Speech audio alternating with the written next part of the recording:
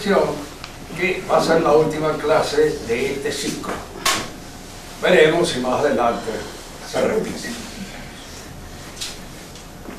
Yo creo que para darle una conclusión adecuada a lo que hemos venido diciendo acerca de la gracia, de su influencia en el curso de esta civilización a la cual pertenecemos, y al mismo tiempo ver cómo esta secularización de los contenidos cristianos explica precisamente ese movimiento que nosotros conocemos con el término de revolución mundial, y que consiste precisamente en una suerte de corrupción de la mayor parte de los bienes espirituales que pertenecen de hecho a la Iglesia, y al secularizarse, al convertirse de alguna manera en fundamentos de una actividad puramente mundana y puramente naturalista, diríamos, invierten la religión cristiana. La convierten precisamente en lo que es contrario a la religión. Y decíamos cómo la figura de ese personaje que aparecerá al fin de los tiempos y que se llama el Anticristo, es un personaje que precisamente está vinculado, reforzado, dinamizado por todas estas fuerzas cristianas corrompidas y secularizadas. Una cosa que generalmente, cuando uno las medita con cierto criterio filosófico, y al decir criterio filosófico, queremos decir de modo racional, usando de la mejor manera posible y según nuestras posibilidades de la razón.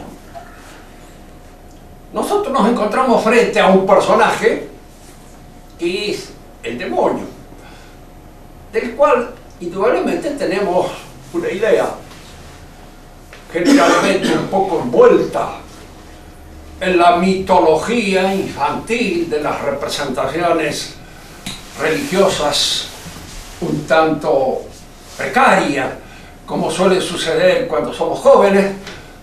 Aparece la figura del demonio un poco caricaturizada en todas esas visiones que nos han dado los artistas, que nos han dado la mayor parte de los hombres que han tratado de representarlo en imágenes. La reflexión filosófica viene por esto. No solamente a preguntar si existe, nosotros sabemos por fe que existe. Por fe. Y casi podemos decir que si llevamos una buena reflexión filosófica sobre las realidades terrenas, si no existe, anda raspando, porque de alguna manera nosotros observamos la obra de un espíritu malvado en el mundo.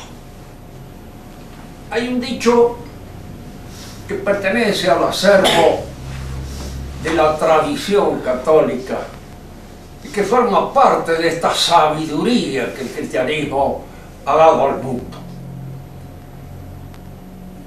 La naturaleza odia el vacío. Cuando una cosa que en el orden natural tiene una función determinada desaparece, es reemplazada por un ersatz. Nuestra civilización, al secularizarse, al destruir, diríamos así, todo este aparato que constituye el haber de la Iglesia en su proceso y en su deseo de redención humana, cuando todo esto desaparece, hay algo en su lugar que emerge y lo reemplaza. Y este algo en el lugar de la Iglesia que emerge y lo reemplaza es un poder.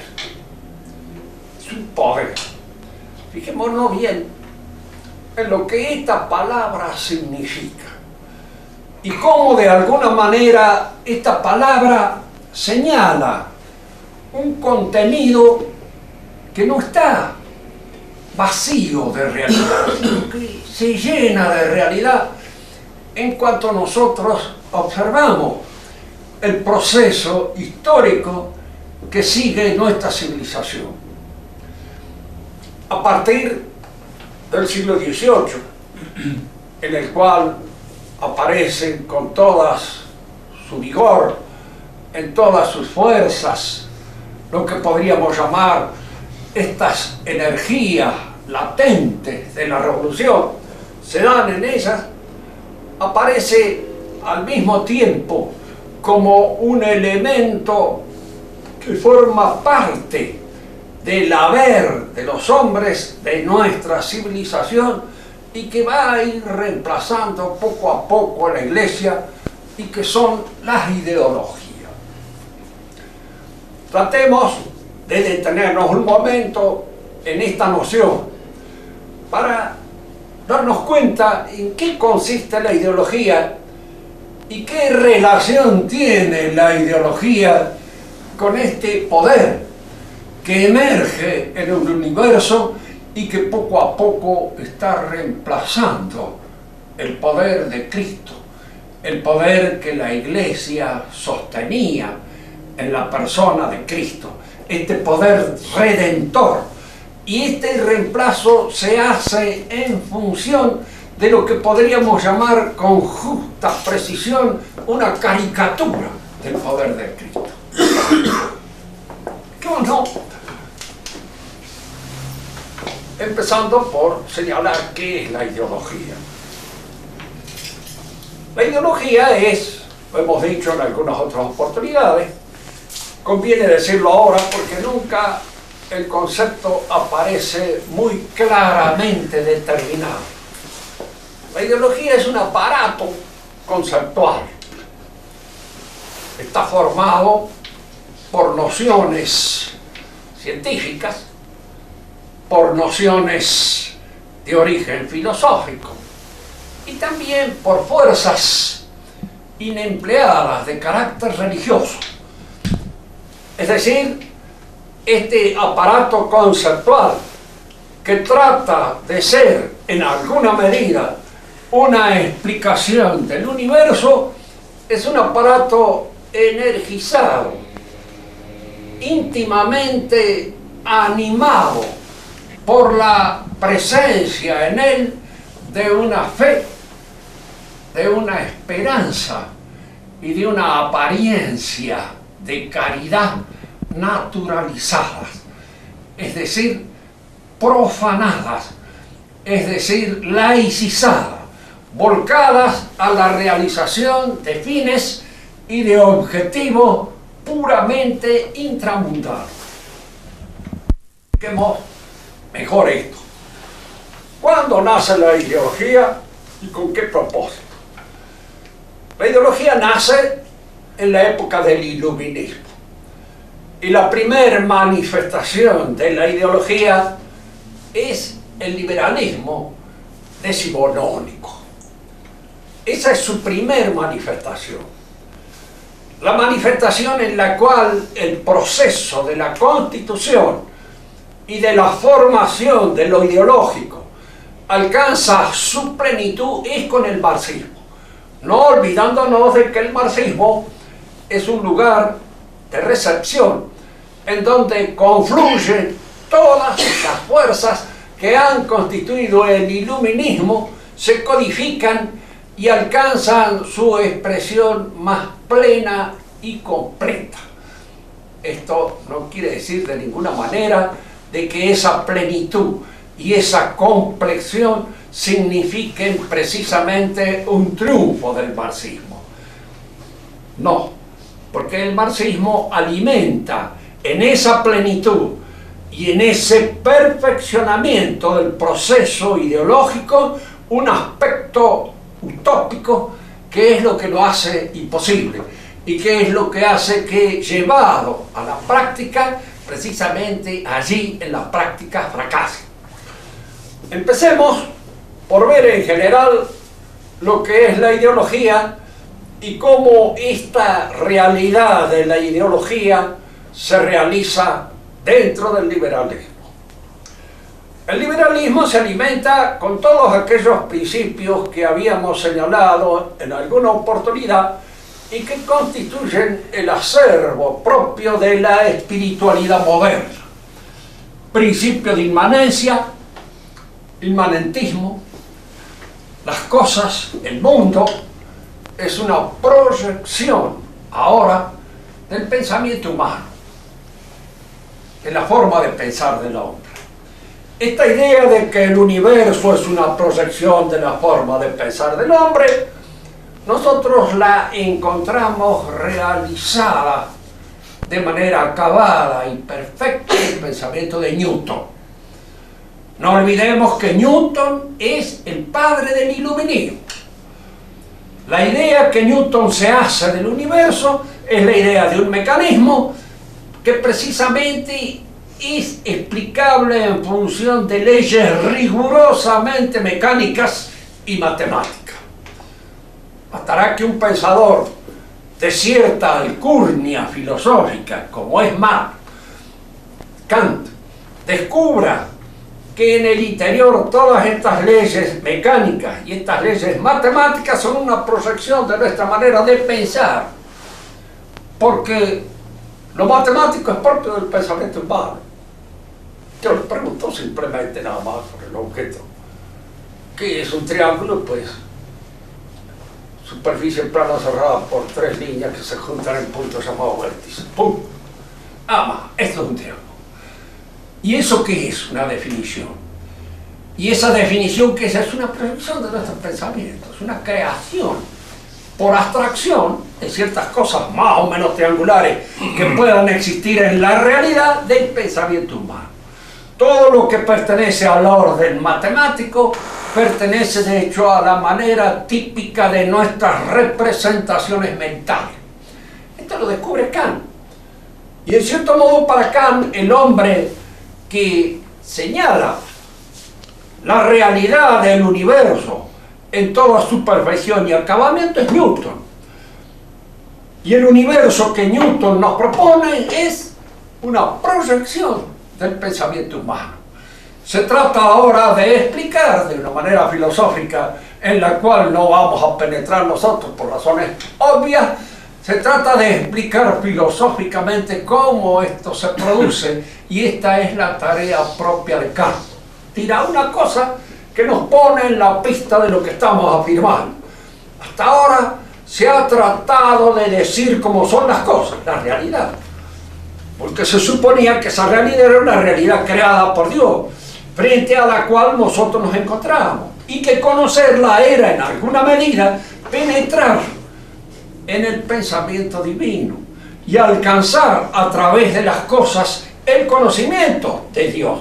Pero si el universo no es obra de Dios, es obra de nuestra manera de conocer, es una obra de la proyección del pensamiento humano, conocer simplemente es estar en la inmanencia, en la interioridad del propio pensamiento, sin salirse absolutamente de él. El universo es pues una proyección de nuestros pensamientos. Al mismo tiempo, ese pensamiento nuestro está sujeto a un movimiento, a una evolución. Aparece aquí la idea de evolución. Vamos en nuestra relación con el universo adentrándonos cada vez más posesivamente en él. El universo se nos ofrece como una realidad maleable, como una realidad útil, para que nosotros nos establezcamos en la realidad y constituyamos en esa realidad nuestro hábitat propio. Estamos en una relación frente al universo que invierte la relación que tenía el hombre medieval cristiano o el hombre clásico antiguo.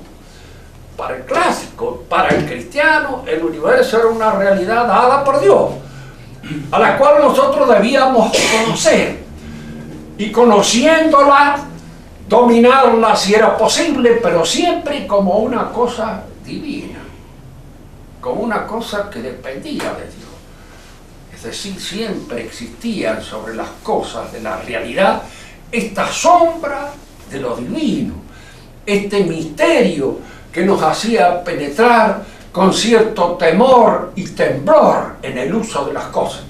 Bueno, una anécdota que nos permita captar mejor esto. A Luis XIV le ofrecieron en cierta oportunidad para utilizar en la guerra un gas venenoso. Y no quiso. ¿Cómo?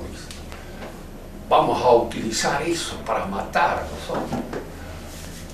El combate debe ser dentro de las posibilidades que el hombre tiene, pero no la utilización de eso, que es un horror.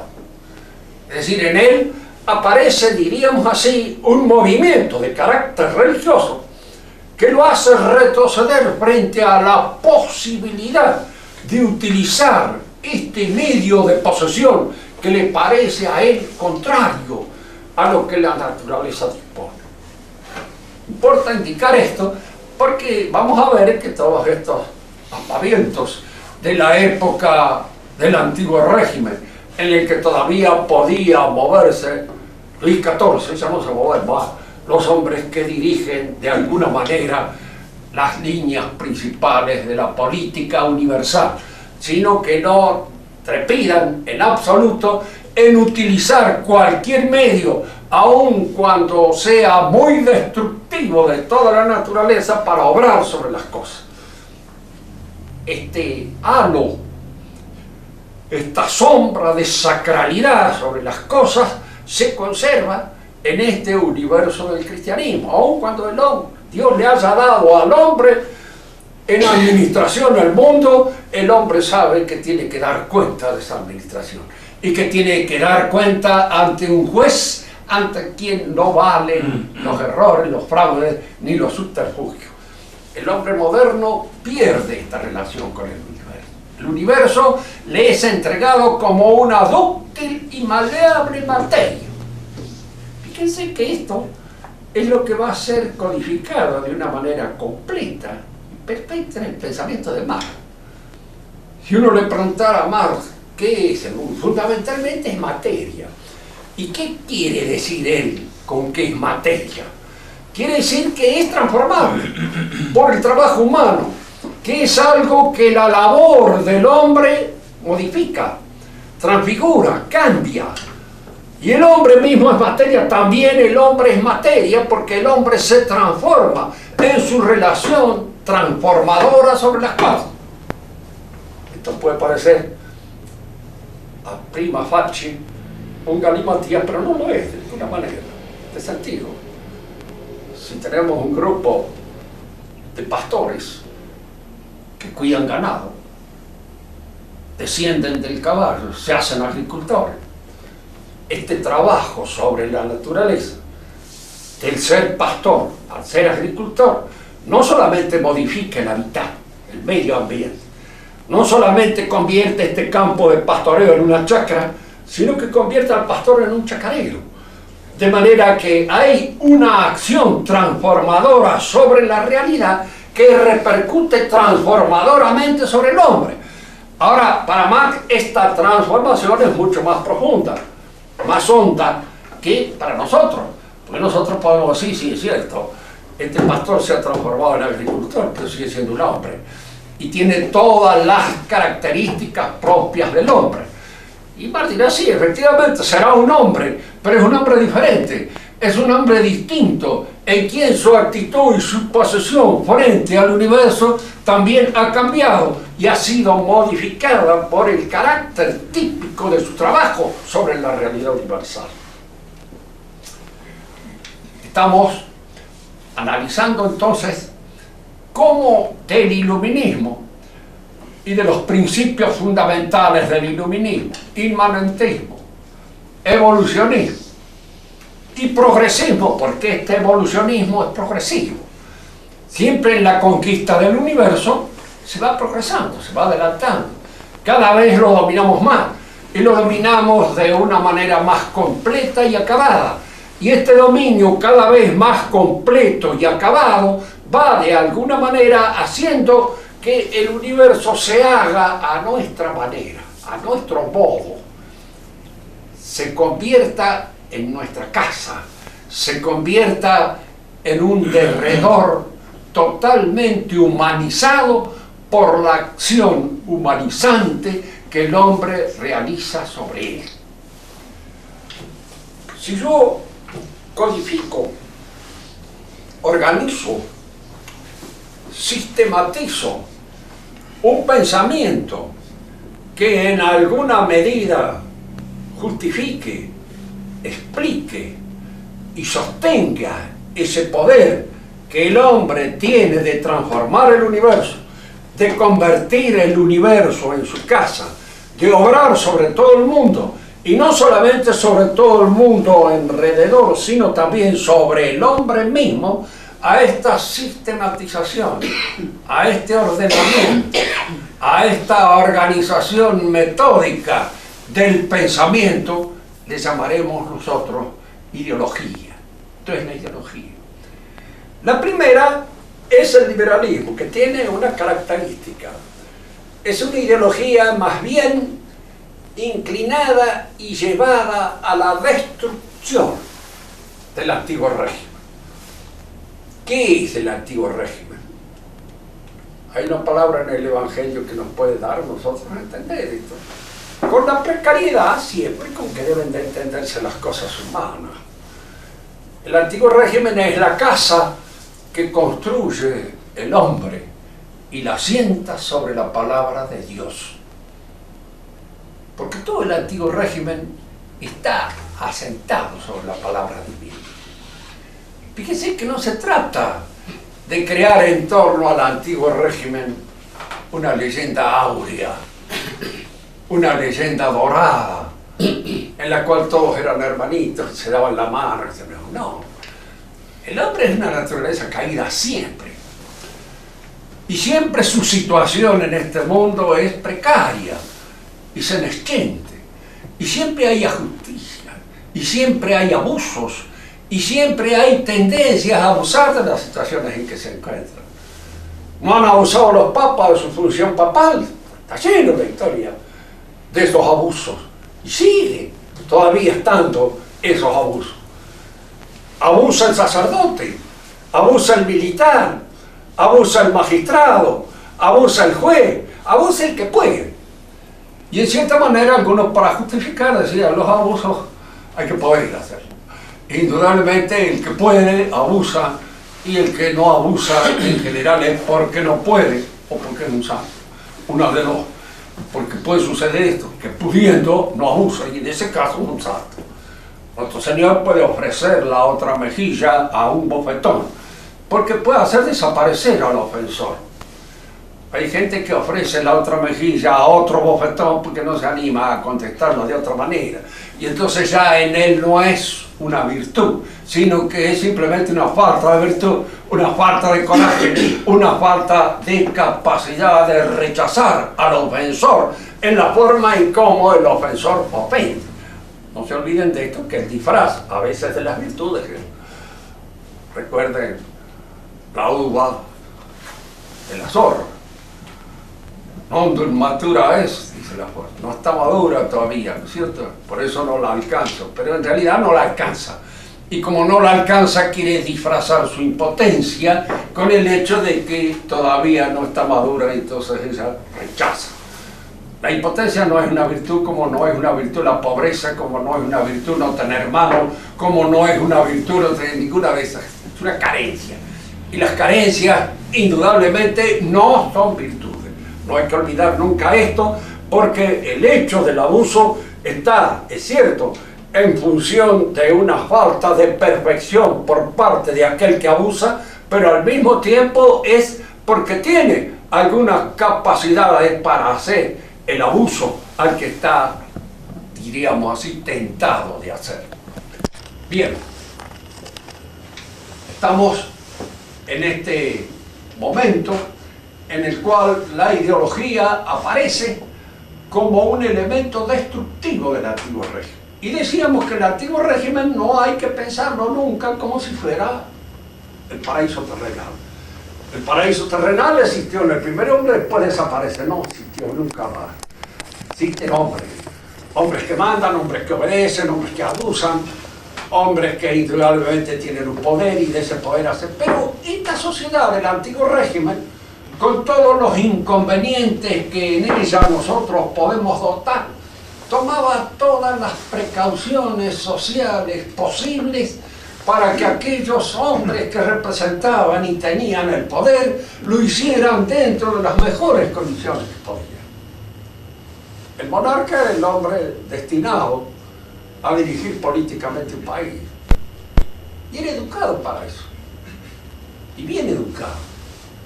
Y tanto es así que cuando alguien no tenía condiciones para la monarquía y demostraba de alguna manera que no las tenía, pienso en el hijo de Felipe II, el padre se encargaba de evitar que llegara.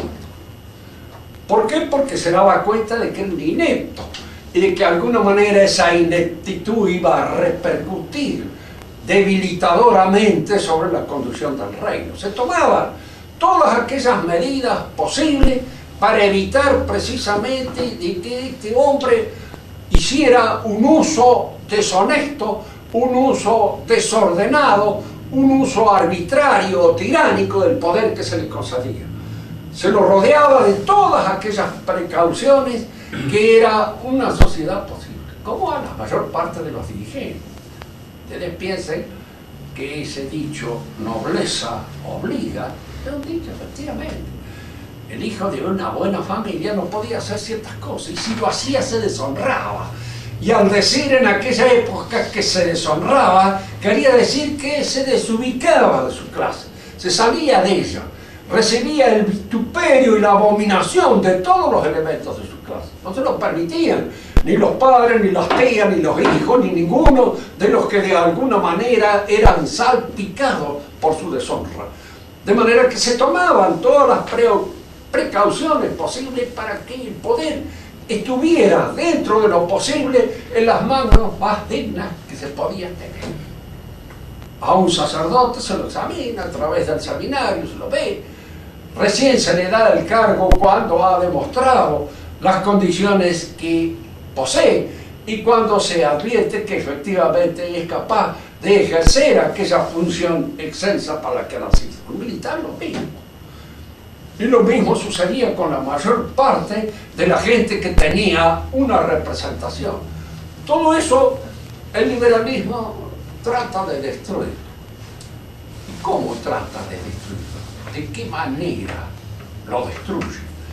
¿Cómo obra destructivamente, ejerciendo ese poder sobre todo este orden de cosas? No olvidemos nunca, el liberalismo nace aupado por una fuerza fundamental, la finanza. Si nosotros consultamos la Biblia, nos encontramos allá con que una de las primeras y más grandes herejías señaladas en el Antiguo Testamento es la adoración del becerro de oro. Esto es un indicio, las cosas que se dicen en el pensamiento tradicional en el Antiguo Testamento son cosas que brotan de Dios y son verdades a macha martillo. La adoración del dinero es una de las peores abominaciones que han existido siempre en la historia del hombre. Cuando las finanzas empiezan a regir en todos los países de nuestra civilización, las finanzas quieren tener el poder, ejercer, realizar. Y para poder tener el poder tienen que destruir todos los contrapoderes que en la sociedad existen y que no pueden ser comprados. El primero de todos ellos es la iglesia. ¿Cómo se destruye la iglesia? Con la apariencia de dar al hombre una mayor perfección que aquella que la iglesia le ofrece. Que fíjense, El anticristo nunca va a decir que Cristo es un desgraciado y miserable. Nunca va. Cristo es un gran hombre, el primer revolucionario, el primer comunista, el primer socialista, el primer liberal, el primero que de alguna manera se introdujo en la historia, desatándonos de todas aquellas coyuntas que pesaban sobre nosotros. Es decir, Cristo siempre es para aquel que se lo representa desde una posición contraria a Cristo, el mismo que lo representa. Es generalmente una proyección de él. Esto puede parecer una paradoja por parte de uno, pero es la realidad. Lean el Cristo de Renan y verán que Cristo es Renan. Tiene todas las condiciones, las características de él. Renan es toda su sabiduría, todo su escepticismo, todas aquellas cosas en las cuales no cree Renan, se las transmite a Cristo porque son el resultado de un perfeccionamiento, de una labor de esclarecimiento que él ha cumplido a través de todo este proceso de iluminismo que significa los adelantos a nuestra cultura. Renan es Cristo. Cristo es visto entonces de esta manera.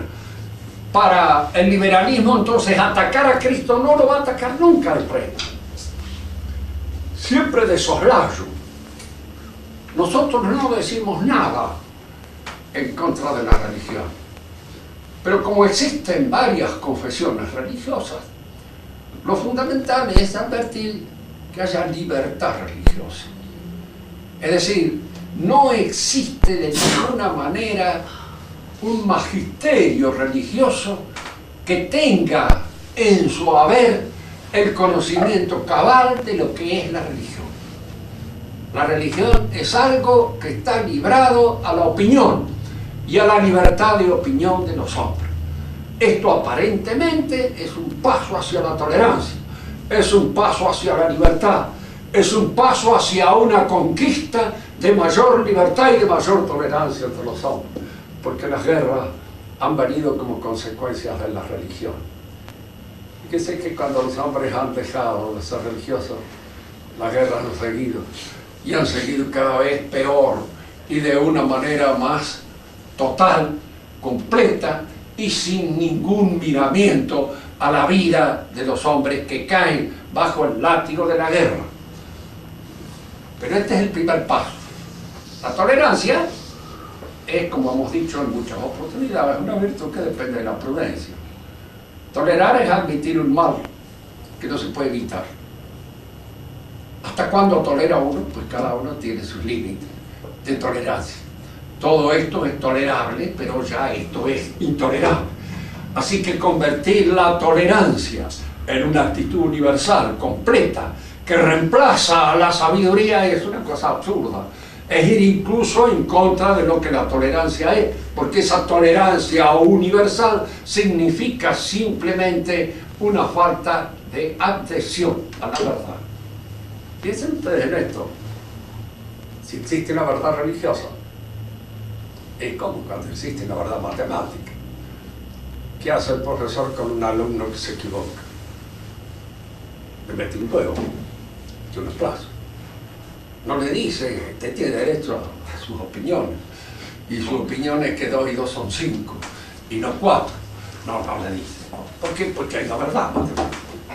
Hay una verdad en anatomía, hay una verdad en fisiología, hay una verdad en física, hay una verdad en cada una de las ciencias. Y así no se toleran esas cosas. No hay frente a la facultad de medicina nosotros una facultad puesta por curandero para hacer la oposición. No, el curandero es desterrado. Se entiende de que el médico debe cursar todas aquellas materias que de alguna manera hacen a su profesión. Que lo sea con mayor o menor perfección, pues indudablemente esto es una cosa relativa. Por supuesto, en todas las cosas humanas hay algunos que alcanzan un grado de perfección determinado y otros no. Pero esto es fundamental. El liberalismo pone entonces en la base del elemento constitutivo de nuestra civilización, que es la religión, la duda, la tolerancia.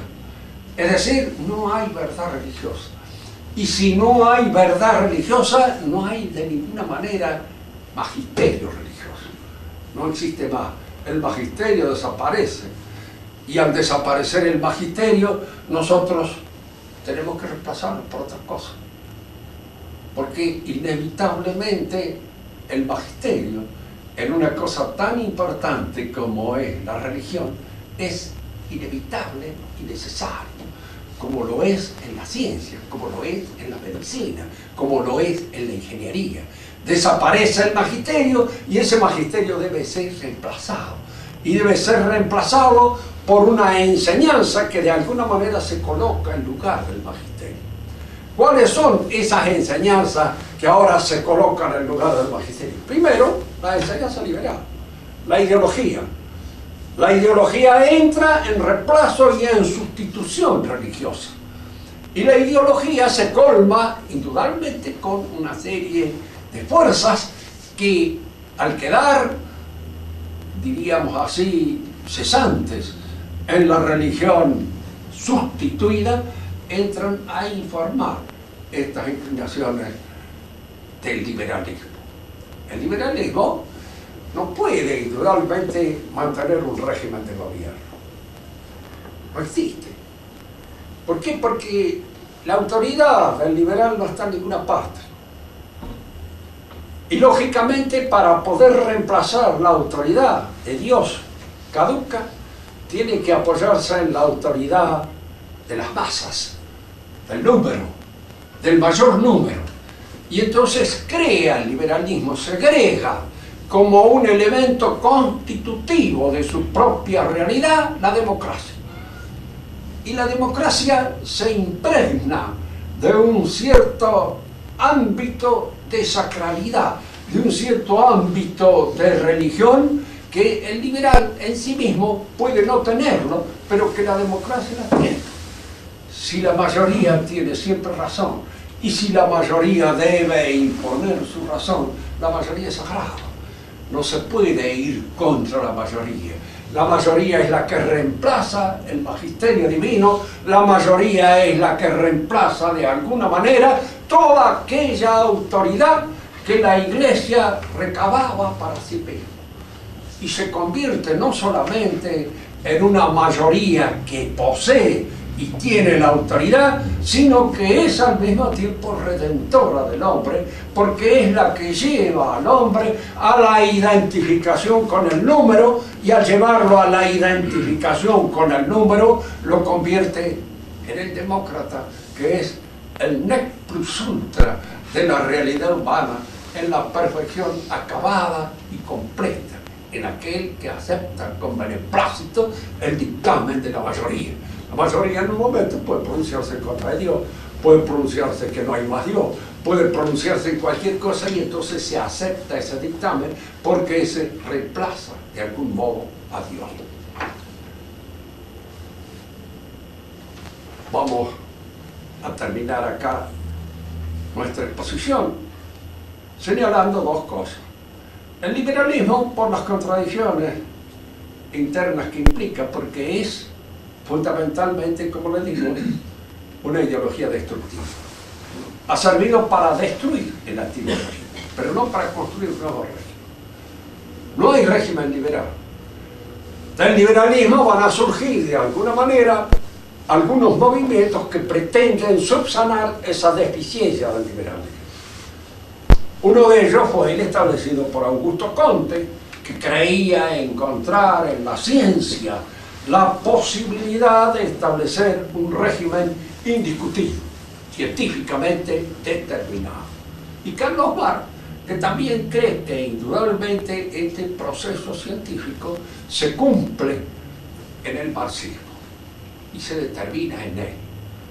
Como ustedes ven, hay un poder, no el de la mayoría, porque la mayoría no tiene el poder. Ese es un error. Se solicita el poder de la mayoría, y los grupos que lo administran y los manejan son los que tienen el poder. Y estos grupos que tienen el poder ahora obedecen a un poder que está por encima de toda discusión humana.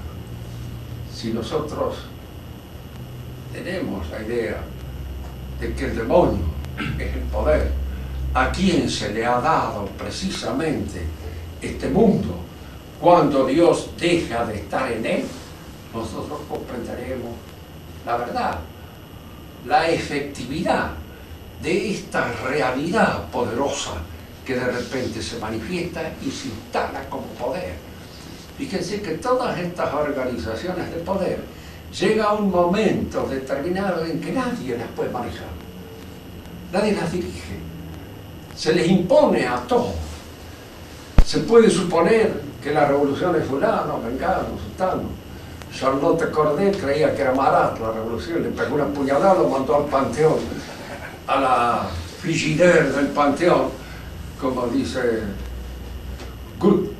Allí fue a parar Marat, pero la revolución continuó, porque dijo otra cosa. La revolución en un momento determinado no tiene dueño. Puede haber un hombre que más o menos la encauce durante un cierto momento, pero ella sigue un proceso de disolución que usted no puede tenerlo más.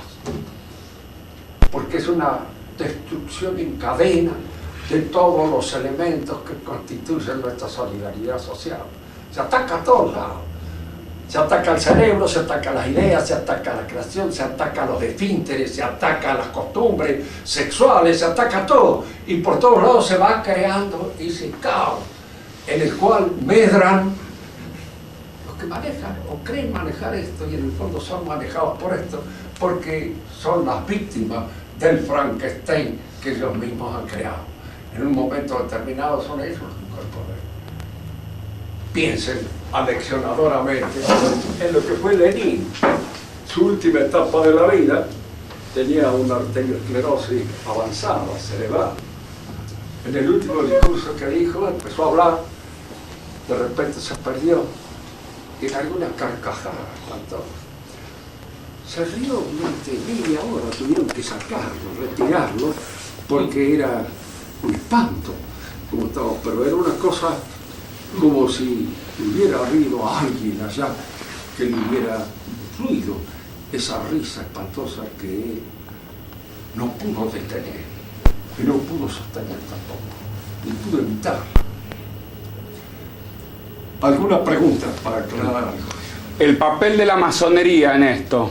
Y bueno, el papel de la masonería es dirigente todo esto, porque la masonería son sociedades que se organizan en función, diríamos así, de la finanza. Son grupos financieros que se organizan con el propósito de destruir todas aquellas otras cosas que se oponen a los grupos financieros. Los poderes que no son comprables se oponen. El primero de los poderes no comprables, no porque la gente no sea comparable, toda la gente es comprable. Se puede comprar un papa, se puede comprar cardenales, pero no se puede comprar la verdad católica. Eso no se puede comprar. No se puede comprar la gracia, no se puede comprar todas esas cosas que escapan al control del dinero. La nobleza misma se podía comprar un título de nobleza, pero no el noble, porque el noble era algo que venía. Fíjense que acá siempre es conveniente tener en cuenta eso. Para nosotros es una cosa injusta el que una familia tenga privilegios que no tiene. ¿Por qué? Porque creemos nada más que en los privilegios individuales, no en los privilegios familiares. Todo derecho es un privilegio. Yo tengo derecho a enseñar porque tengo un título, es un privilegio. Pero es un privilegio individual, lo tengo a título personal, lo he conseguido yo. Pero en el antiguo régimen, ese yo, ese individuo aislado no existía. Era miembro de una familia. Y si alguien me dice, y si no era miembro, todos eran miembros de una familia. Y si no era miembro de una familia, era miembro de una corporación. Y esa corporación de oficio tenía privilegios. Y tenía una serie de privilegios que estaban asentados a ti, porque eran derechos. El derecho se conjugaba con las instituciones sociales, no con los individuos atomizados. ¿Por qué es conveniente que sean los individuos atomizados los que de alguna manera aparezcan como únicos sujetos del derecho? Porque son más fácilmente manejables de arriba, porque no tienen fuerza para oponerse arriba. Una familia fuerte es una familia, y hay que contar con ella. en un momento determinado, porque incluso puede realizar una oposición. Era Napoleón Bonaparte cuando mandó al hermano de él como virrey de Nápoles, a Pepe Botella. Pepe Botella se encontró con organizaciones familiares que él no podía manejar. Y le manda en una carta a Napoleón diciéndole: aquí los Colonna son 5.000 miembros, la familia Colonna. Y están manejados por el capo, que es el jefe de esa familia. Dice que hace en sus lugares lo que quiere, porque si nosotros le mandamos un prefecto que no sea del gusto de él, al cabo de un tiempo lo tenemos como una barra de jabón seca, un balazo en la cabeza, y no aparece más. Y nadie sabe quién lo mató. Que en cierto modo, como después nacen las mafias y ciertas organizaciones de tipo delictivo a partir de estas organizaciones familiares, que eran fuertísimas. Y el que no pertenecía a una organización familiar era nadie, estaba solo, suelto, nada. Pero el que pertenecía a una organización familiar era apoyado y de alguna manera, diríamos, defendido por la familia. Que la familia lo defendía. Y todos ahora, hasta los siervos, pertenecían a una familia. Eran siervos de una familia. Y esa familia tenía interés en defenderlo. Entonces, cuando se vuelven los privilegios de estas instituciones familiares, en función de esto que se llaman los derechos del hombre, como si el hombre hubiera nacido en posesión de una serie de derechos, que solamente adquiere a través de un proceso de inserción en un orden social determinado. Otra pregunta, Enricos. Enrique, ya que estás solo como una piel, casi como yo. El padre. No, no vas a llegar a la perfección. Bueno, Bernardo, ¿no? entonces será hasta otro carnaval.